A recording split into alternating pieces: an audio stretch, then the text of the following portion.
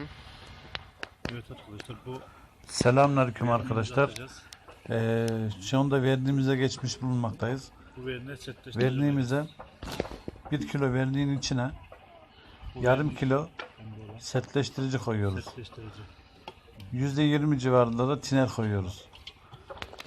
İkisini çalkalayıp dümdüz atıyoruz yani şeyin üstüne. İnce bir kat atıyoruz.